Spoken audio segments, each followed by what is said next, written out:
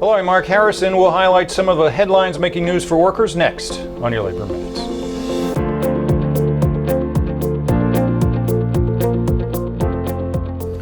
Roughly 1/3 of American households have been unable to make on-time housing payments so far in the month of July, and this number includes both renters who pay monthly rent and homeowners who pay a monthly mortgage, with 19% making absolutely no payments and 13% making partial payments.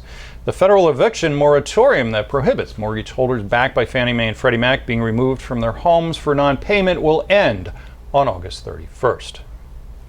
Staying with housing for the moment, while homeowners have some relief in place at least until the end of summer, those who rent have not been so lucky and are often members of a working class that has little or no ability to save for the huge down payments and closing costs now required to own a home.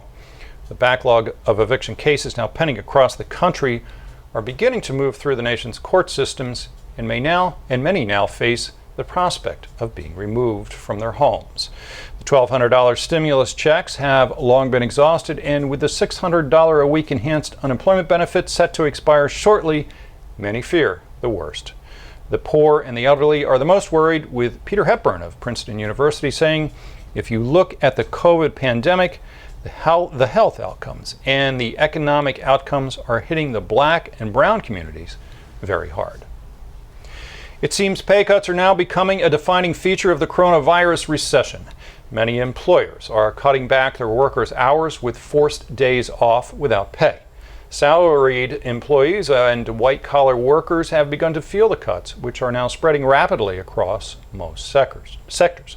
A fact which could indicate a deep recession and a slow recovery, since this class of workers is usually the last to feel financial pain during a turndown. At least 4 million private sector workers have had their pay cut since the pandemic began. Another troubling sign that the economy may be in for a long slog back to normalcy is that the rich among us have begun to trim their spending. Economists now estimate that the top highest earning quarter of Americans have been responsible for half of the decline in consumption during this recession. It seems that as income inequality has increased, so has what's being called consumption inequality increased. This means that more and more of us are dependent on the whims of the highest earners to spend on things that require the rest of us to provide services for them.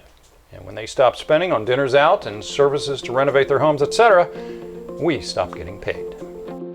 Be sure to visit us at thelabornetwork.com and to follow us on all your favorite social media sites, including Facebook, Twitter, TikTok, YouTube, Instagram, and Stitcher. I'm Mark Harrison with your Labor Minute.